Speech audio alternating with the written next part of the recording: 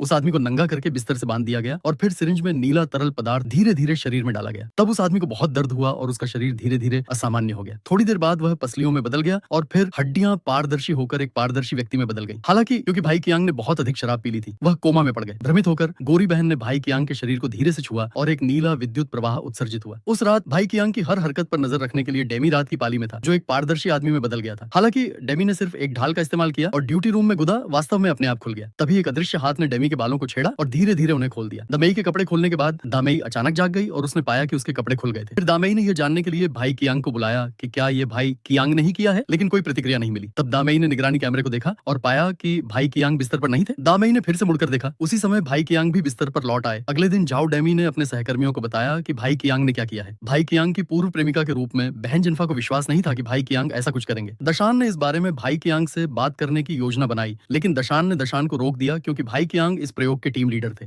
यदि उसने उसे ठेस पहुंचाई तो यह सभी के लिए मुश्किल होगा और उसे प्रतिष्ठान से बाहर निकाला जा सकता है। इसलिए डेमी केवल सुनने के लिए सहन कर सकती थी। उस दिन काली लड़की शौचालय गई, लेकिन अचानक उसने अपने पीछे किसी को देखा। वह जांच करने के लिए चारों ओर घूमी, लेकिन कुछ नहीं मिला। तभी काली लड़की बैठने ही वाली थी कि अचानक उसे पानी की आवाज सुनाई दी। वह मूत्रालय की जांच करने के लिए पीछे मुड़ी, लेकिन वहां कोई नहीं था। फिर काली लड़की ने गर्म गीला सूट पहन लिया। एक सप्ताह के बाद उसे कोई नहीं मिला, इसलिए उसने चुपचाप पेशाब करने की हिम्मत की। एक के बाद एक हुई घटनाओं ने सभी को सतर्क कर दिया है। सौभाग्य से कल भाई कियांग को सामान्य बनाने के लिए रिकवरी दवा का इंजेक्शन लगाया जाएगा। नारंगी लाल दवा की एक ट्यूब भाई कियांग के शरीर में इंजेक्ट की गई और फिर दवा रक्त प्रवाह के साथ भाई कियांग के शरीर तक पहुंची और फिर उनके मस्तिष्क में प्रवाहित हुई। हालांकि भाई कियांग न केवल सामान्य स्थिति में नहीं लौटे, बल्कि बहुत दर्दनाक भी हो गए। भाई कियांग बहुत खतरनाक हो गए और अपनी जान को खतरे में डाल देंगे। सभी के प्रयासों से भाई कियांग का जीवन नष्ट हो गया, लेकिन वह अगला पार्ट देखने के लिए चैनल सब्सक्राइब करें।